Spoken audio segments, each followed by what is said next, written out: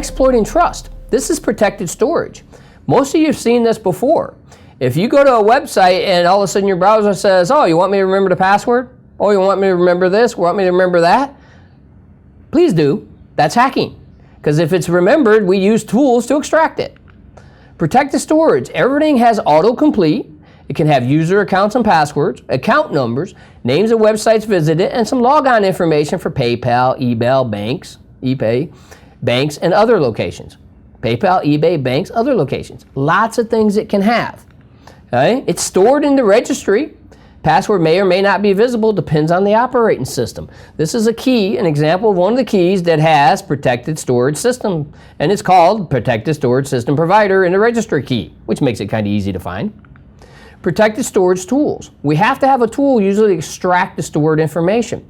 So if we do get on the box, we might run some tools. PassView from Nersoft is actually a tool that will recover Outlook passwords, autocomplete information, password protected sites, MSN Explorer passwords, and only shows passwords of the logged on user. But it's a tool. So if we get access to the box, we might use this tool because maybe the user stored a password. And how many users reuse the same password in more than one place? And how many of you out there can raise your hand and say the same thing, as I can too? Because there's just too many logins nowadays to have unique logins for every login.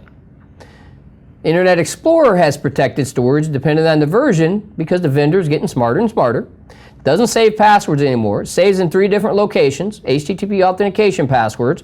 And the best way to find out is go to the URL there, Nersoft, and look up your operating system and find out where it's stored in that version of the browser, and then you can extract the data if you run into that target during your red team hacking. LSA Secrets is another information gathering. This is an example of a Windows-based tool called Cain. It has a component also called Able. You might have heard Cain and Able. And yep, it's Cain and Able. And Cain and Able can dump what we call the LSA secrets. So it can dump all the information that's stored on the machine for LSA. So covering tracks, disable auditing. Audit poll we can disable using the resource kit. For those of you out there watching this, if you don't have every resource kit utility that Microsoft makes, make it a priority to get that.